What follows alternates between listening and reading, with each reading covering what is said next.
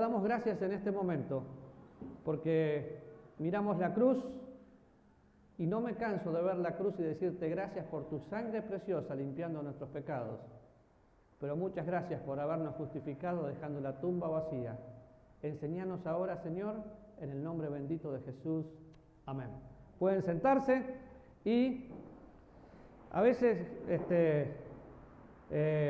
cuando vengo para enseñar pienso, bueno, ¿qué se acordarán?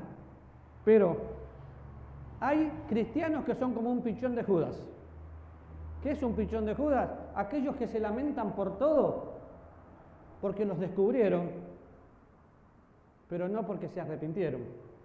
La semana pasada hablamos de la conversión. ¿Y qué dijimos de la conversión? A ver, ¿quién se acuerda? Es un término que todos usamos, se convirtieron. ¿En qué se convirtieron? Bueno, en el increíble Hulk ese que hace todo así. La conversión podía ser un cambio. La conversión es la falsificación más fácil que la gente puede mostrar. ¿Por qué? Porque son cambios, apariencia, pero no hay algo en el corazón. Porque la conversión va unida al arrepentimiento y a la fe.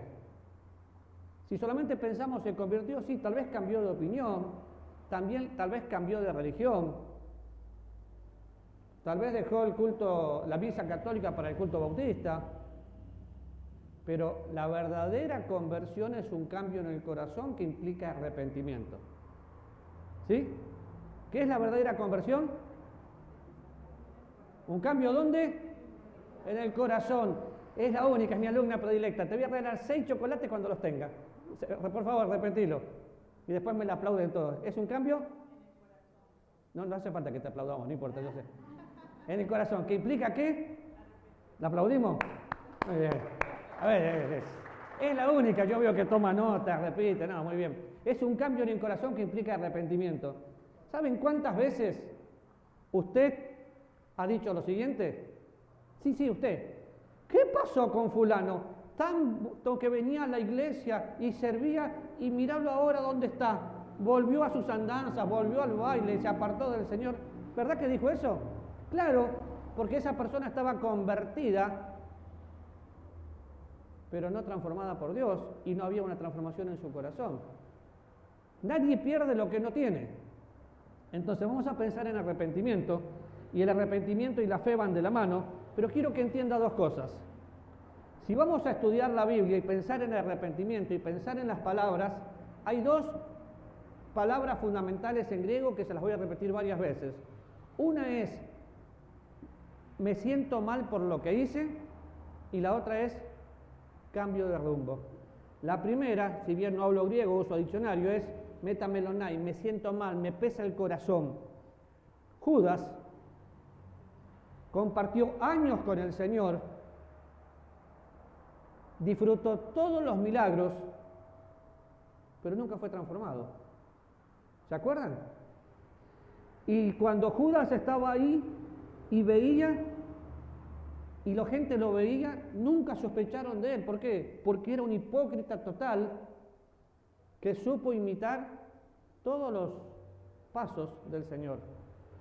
Cuando Judas vende al Señor y hace la transacción por las piezas de plata, ¿se arrepintió? No, le dolió su corazón, fue y se ahorcó. Tuvo remordimiento. Es lo que muchas veces tenemos, cualquiera de los que estamos aquí, cuando somos descubiertos. Sin embargo, vemos a Pedro, un hombre que increíblemente atrevido para hablar. Señor, mi vida pondré por ti. Pero Pedro, escúchame. No, Señor, yo me las juego todas. Y después, calentándose las manos, vos sos de esto. No tengo ni idea de qué me hablan, ¿eh? ¿De qué me están hablando? ¿Yo conocer a Jesús? No, ni idea. Vamos, Pedro. No. Sin embargo, vemos a Pedro en el libro de los Hechos, predicando el Evangelio transformado por Dios, pero tuvo que pasar por algo. ¿Dónde estaba Pedro cuando se calentaba las manos?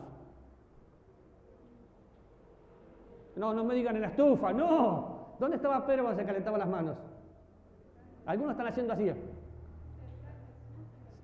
en el patio cerca de Jesús. Estaba Pedro calentándose las manos. ¿Quién pasó caminando y lo miró? Jesús. Imagínense Pedro, Señor, mi vida pondré por ti, y lo está negando. Y Jesús se da cuenta de lo que pasa. Y Jesús pasa y lo mira. ¿Qué sintió Pedro? Sintió una mirada condenatoria. El Señor me va a dar duro. Sin embargo, no fue una mirada condenatoria. Fue una mirada compasiva, diciendo, Pedro, te equivocaste, pero aquí estoy. Eso produjo en Pedro un cambio en su mente, y esa mirada compasiva se transformó en una mirada correctora.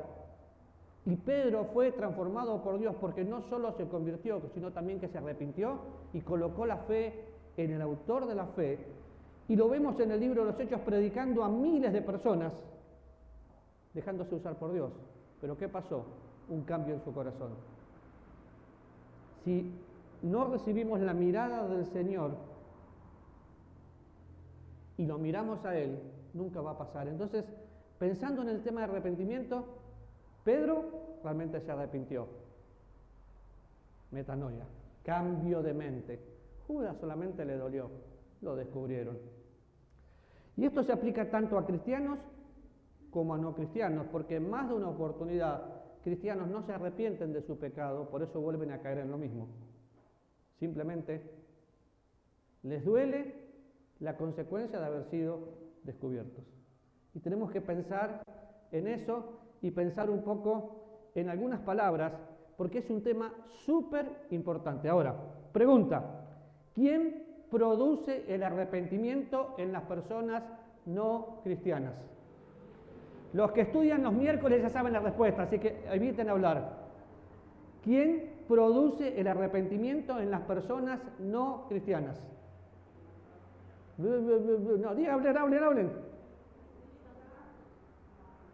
No sé quién dijo santo. Ah, el Espíritu Santo, bien. ¿Quién produce el arrepentimiento en las personas cristianas? ¿Quién dijo también? Otros dijeron no sé, no tengo idea. Otros hablan que no se les entiende. A ver, ¿quién produce el arrepentimiento en las personas no cristianas? El Espíritu Santo. Los que mencionaron eso ahora me lo muestran con la Biblia. ¿Quién produce el arrepentimiento en las personas cristianas? No es el Espíritu Santo, es la palabra de Dios. Por eso hay muchos cristianos que nunca se arrepientan después de haber pecado porque no leen la Biblia. Y si usted no lee la Biblia, ahora, piénselo en este sentido. La Biblia es muy clara cuando en San Juan capítulo 16 dice que Él convencerá al mundo de pecado, de justicia y juicio. Mundo.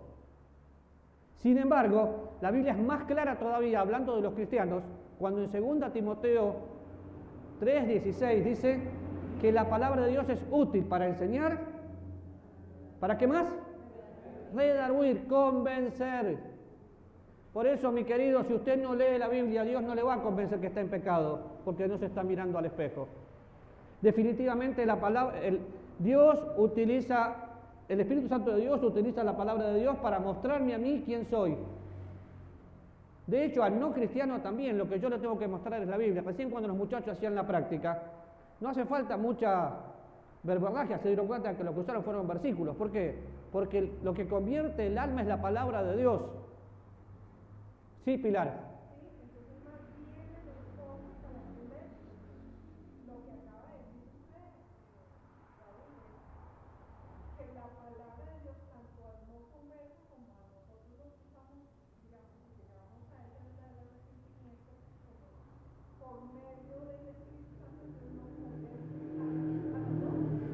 Sí, y lo voy a explicar bien porque hay algunas denominaciones o algunos cristianos que creen que el arrepentimiento lo produce el predicador. Y hay un tipo de predicadores que patean el púlpito, le pegan, gritan, emocionan a la gente y dicen, ¡arrepiéntanse! Porque Jesús lo dijo. Y la gente le da un poquito de miedo y se arrepiente de que no se arrepiente, le da pena. Claro, Dios no utiliza a los hombres para producir arrepentimiento. Dios utiliza al Espíritu, se utiliza a sí mismo, porque Él es Dios, usando la palabra de Dios para que se produzca arrepentimiento. Y otra vez, si van al texto de Juan, vamos a Juan 16. No importa si terminamos hoy más tarde, no, pero digo, de estudiar dentro de 6 años, no importa. Juan 16. Y gracias, Pilar, por preguntar. Ojalá todos pregunten. Y si no tengo respuesta, no pasa nada. Juan 16. En Juan 16, ¿qué habla del arrepentimiento? ¿Qué versículos? A ver. 7 y 8. Otra alumna. 7 y 8. Pero yo os digo la verdad, os conviene que yo me vaya, porque si no me fuere, el Consolador no vendría a vosotros. Mas si me fuere, os lo enviaré. Cuando Él venga, ¿quién es Él? ¿Y quién es el Consolador? Es otro igual a Cristo. El Señor Jesús asciende al cielo, el Espíritu Santo desciende y a partir de Pentecostés mora para siempre en nosotros. Pero dice, cuando Él venga convencerá al mundo de pecado, justicia y juicio. Al mundo. El trabajo del Espíritu Santo es convencer al mundo y a veces no nos damos cuenta cómo, pero yo hace tiempo les conté de una experiencia que para mí es increíble, de un hombre que se llama Juan Carlos, no sé si está con vida o no, que estaba en la cárcel con una hojita de Juan capítulo 3 y la leyó y le dijo, Señor, no entiendo lo que es, pero quiero nacer de nuevo. ¿Y saben qué pasó? Nació de nuevo. ¿Por qué? Porque el Espíritu Santo de Dios utilizó la palabra de Dios para llevarlo a sus pies. No hay método eficaz. La palabra de Dios es viva y eficaz, cortante como espada de 2 filos. Entonces, no es el predicador, es el Espíritu Santo utilizando la palabra de Dios. Pero la única manera que un cristiano pueda ir cada día siendo semejante a Él en todo es cuando lee la Biblia. Es que el Espíritu me va a guiar. Un día a un pastor, y no estoy bromeando, le digo, ¿qué estudias para predicar? No, a mí me guía el Señor. Y yo pensé que me estaba vacilando. Le digo, no, contame por favor, ¿cómo es tu método de estudio para predicar? No, me guía el Señor. Yo paso al púlpito y porque ya tengo la experiencia, el Señor en ese momento me dice lo que voy a predicar. Por una cuestión de respeto no le dije todo lo que pensaba. Pero qué infeliz. Infeliz porque no es feliz. No era feliz. ¡Qué barbaridad! ¿Saben cuánta gente lamentablemente hace así con la Biblia? Si no estudiamos la Biblia y la Biblia no pasa por nosotros, ni se nos ocurra compartirla con otros, porque no tiene efecto. Entonces, ¿qué usa el Espíritu Santo de Dios para que yo me parezca más a Él? La Biblia. ¿Leyó usted la Biblia hoy? Yo puedo preguntar esto porque sí. ¿Y usted? No, porque es domingo, me levanté más temprano. ¿Y mañana? No, qué pena, mañana es lunes, tengo que trabajar. Y así pasan días. Ahora, vamos a ver algunos versículos de Juan el Bautista, Mateo capítulo 3, y tal vez va a escuchar cosas ya repetidas, y no importa, no me molesta decir lo mismo.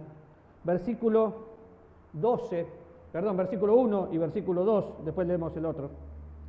En aquellos días vino Juan el Bautista predicando en el desierto de Judea y diciendo, arrepentíos porque el reino de los cielos se ha acercado, pues este es aquel de quien habló el profeta Isaías cuando dijo, voz del que clama en el desierto, preparad el camino del Señor, enderezad sus sendas.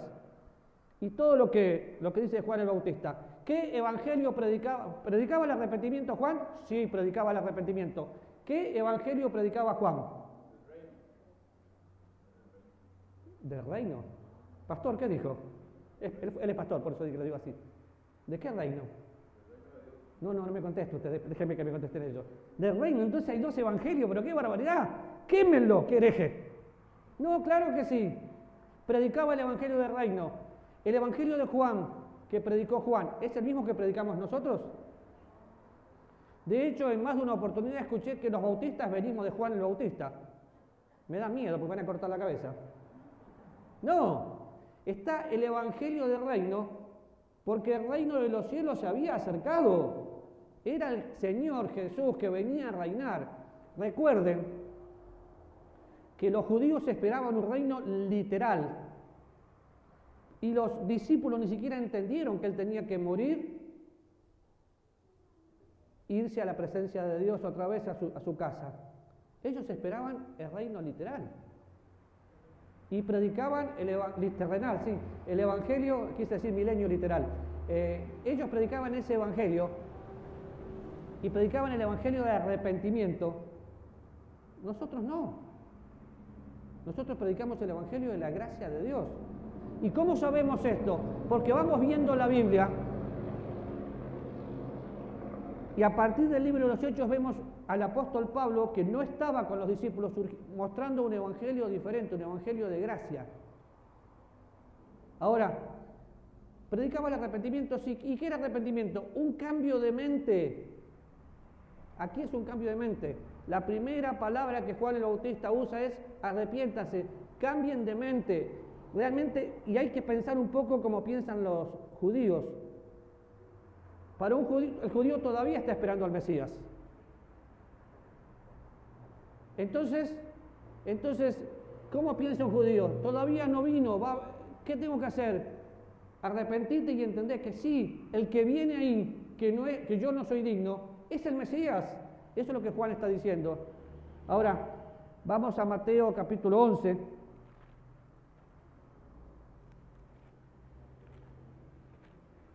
Versículo 17. Y vemos a Jesús diciendo: os tocamos flauta y no bailaste, os endechamos y no os lamentáis. Y habla otra vez de Juan el Bautista, y acá está otra vez hablando de lamentación, hablando de pensar en un evangelio de arrepentimiento. Si ustedes ven todo el capítulo, cuando empieza el capítulo, dice versículo 11, cuando Jesús terminó de dar instrucciones a sus 12 discípulos, se fue allí a enseñar y a predicar en las ciudades de ellos. Y al oír Juan, que estaba en la cárcel, otra vez Jesús predicó el evangelio de arrepentimiento y el evangelio del reino. ¿Y cómo lo vemos? Jesús vino y hizo diferentes señales. Sanó a los enfermos, resucitó a los muertos. Necesitaba hacer señales para autentificar que él era el Mesías, y los judíos aún así no entendieron. Y les habló de arrepentirse, y el arrepentimiento era: entiendan que yo soy el que tengo que venir, pero aún así no entendieron. Y cuando Cristo los comisiona, le manda y les dice: vayan y prediquen el evangelio de arrepentimiento a todas las naciones, 24 de Lucas. Y el Señor asciende al cielo, los bendice, y aconteció que bendiciéndolos se fue, pero les deja una encomienda.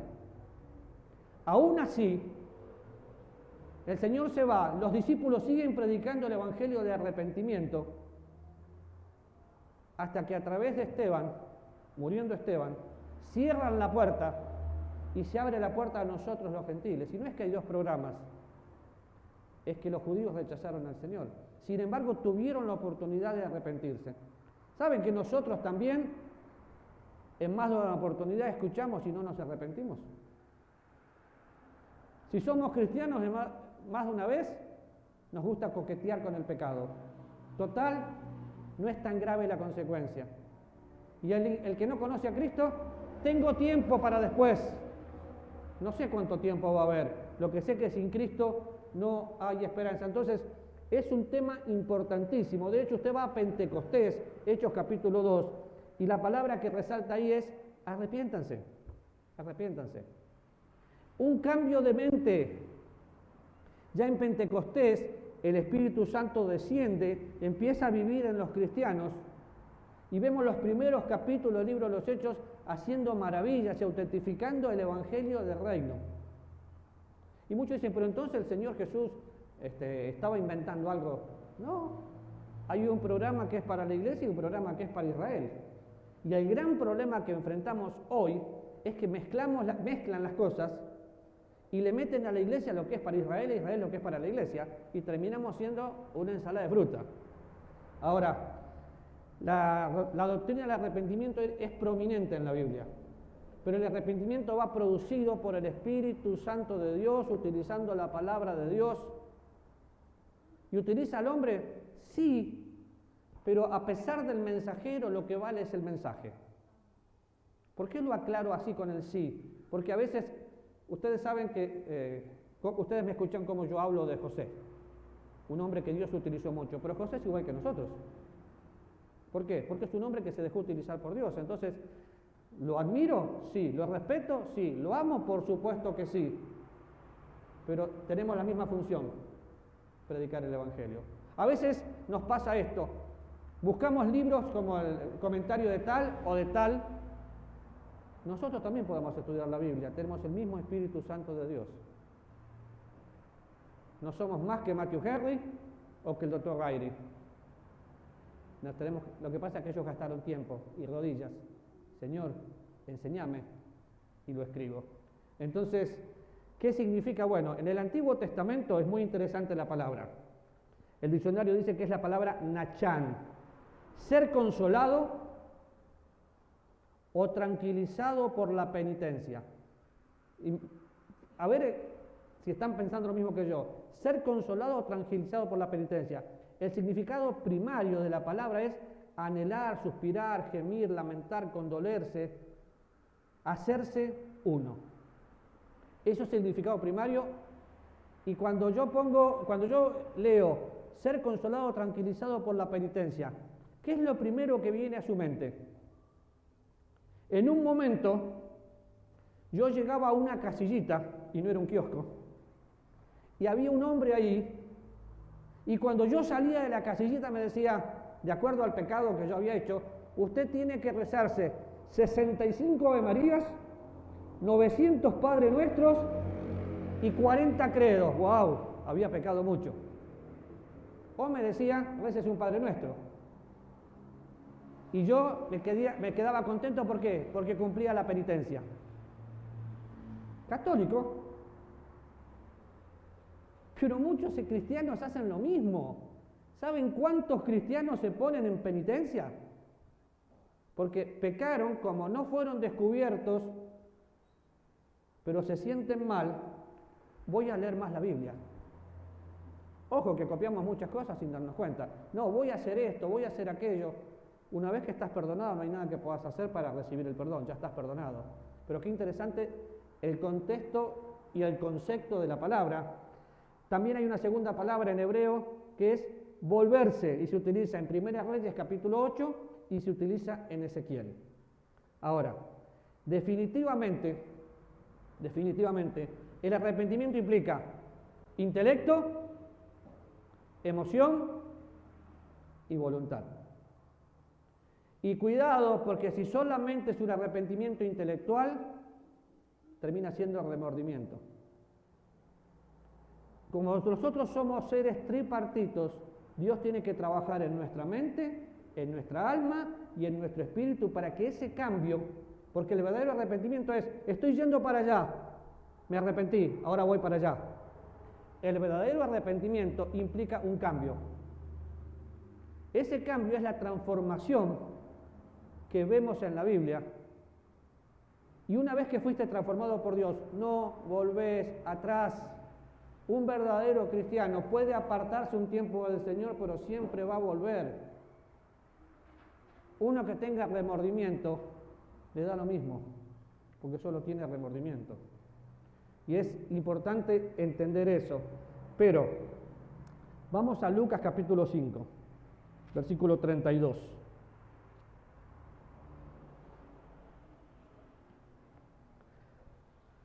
A veces pensamos, ¿a qué vino el Señor? Acá está la respuesta. No he venido a llamar a justos, sino a pecadores. ¿A qué? Al arrepentimiento. El arrepentimiento incluye mi intelecto. Y quiero leerles algo de una teología que está muy interesante, la teología de Bancroft. Dice así, y lo vamos a leer por partes. ¿El arrepentimiento toca las emociones? Definitivamente sí. Hay una tristeza por el pecado. Los sentimientos llegan a una parte real en el verdadero arrepentimiento. Si no hay intelecto y no hay emociones, no hay verdadero arrepentimiento. Cuando entiendo y cuando siento, entonces actúo dejando lo que tengo que dejar. Vamos a leer, antes de leer esto, vamos a leer 2 Corintios capítulo 7, para que entendamos el contexto de lo que este autor viene diciendo. Está muy claro, capítulo 7, versículos 6 al 11 de 2 Corintios.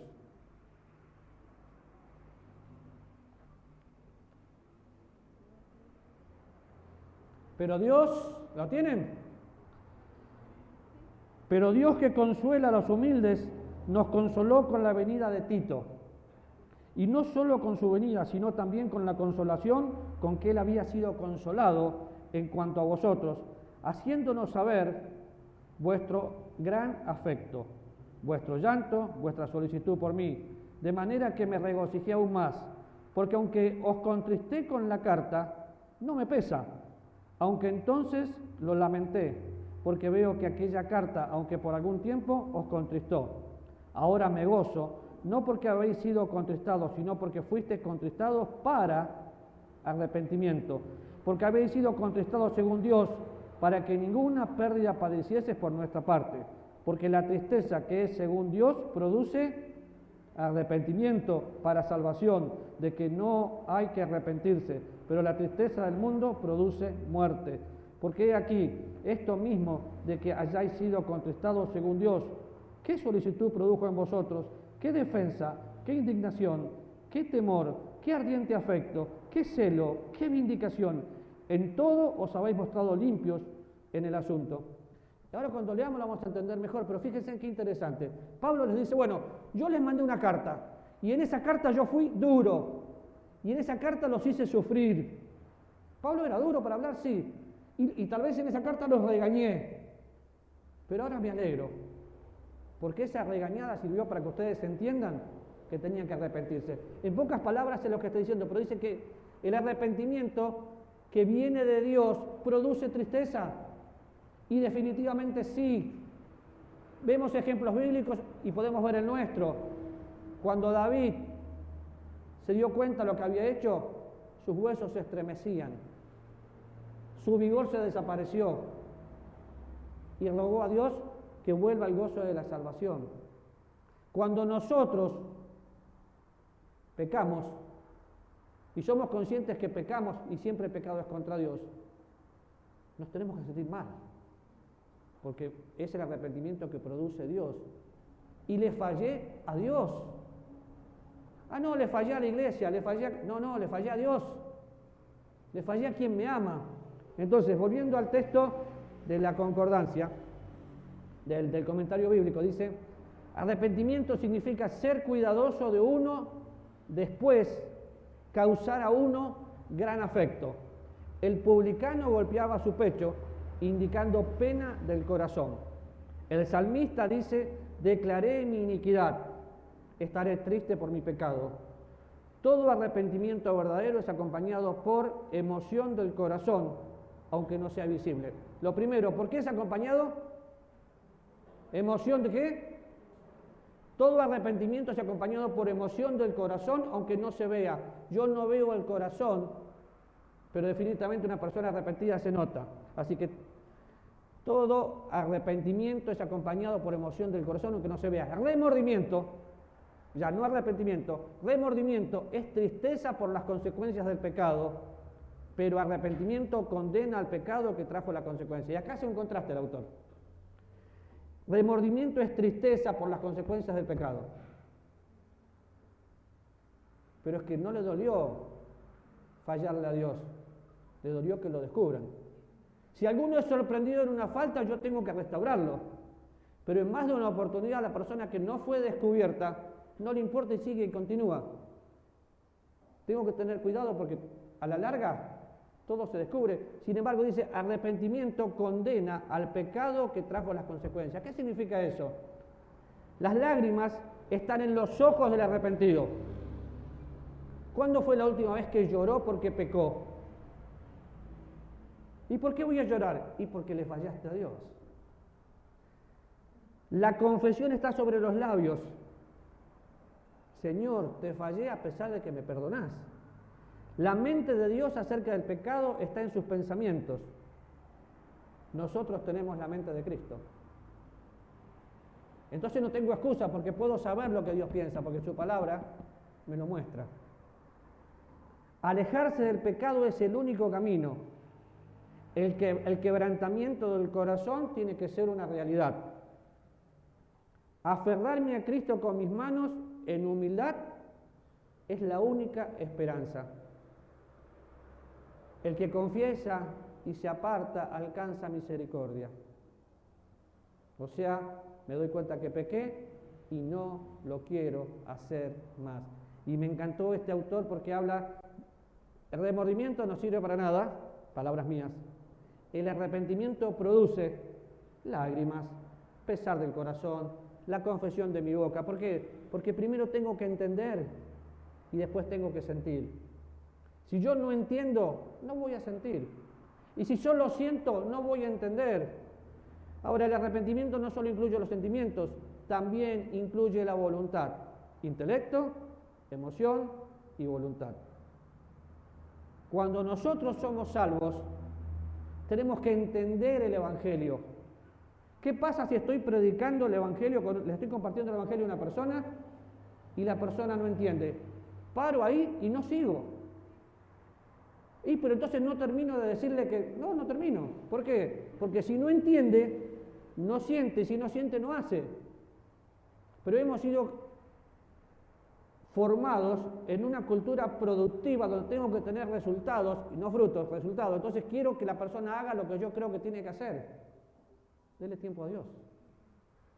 La salvación es de Dios, la santificación es de Dios, todo es por la gracia de Dios. En cuanto a la voluntad, el arrepentimiento incluye la voluntad. Salmo 97, 10.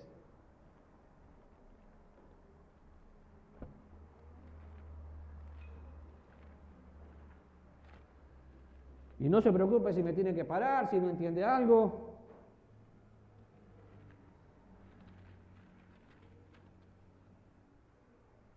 Los que amáis a Jehová, Él guarda las almas de sus santos. De mano de los impíos los libra Jehová. Los que aman a Dios, ¿qué hacen? No lo quiero hacer más. ¿Por qué? Porque te amo, Señor. Y qué interesante es, los que amáis a Jehová, aborreced del mal. El arrepentimiento involucra la formación de un nuevo propósito con referencia al pecado y a la voluntad. ¿Un nuevo propósito? Sí, ¿por qué? Yo pequé. Me doy cuenta que pequé y no lo quiero hacer más. El hijo pródigo, o el padre amoroso, como quiera usted ver esa escena, estaba el muchacho ahí, se dio cuenta, pequé contra el cielo y contra ti, no soy digno de ser llamado tu hijo, pero se dio cuenta. Y cuando se dio cuenta encontró un nuevo propósito. ¿Por qué? Volvió al padre. Pero entendió. Se sintió re mal. Y entonces en su voluntad volvió al padre. Tal vez sea lo que nos esté pasando a algunos aquí. Gracias a Dios, no a mí, hoy. Pero en más de una oportunidad nos pasa que no nos importa pecar, total, mentir mienten todos. Una palabrita se le escapa a cualquiera. No se te puede escapar algo que no tengas adentro. Y la mentira la tenías adentro. No importa el tamaño del pecado, es pecado. ¿Y qué tengo que hacer? Orar, leer la Biblia, dejar que Dios trabaje en mí. Y si realmente tuve la experiencia de la conversión, voy a tener la oportunidad del arrepentimiento, porque Dios me lo va a mostrar.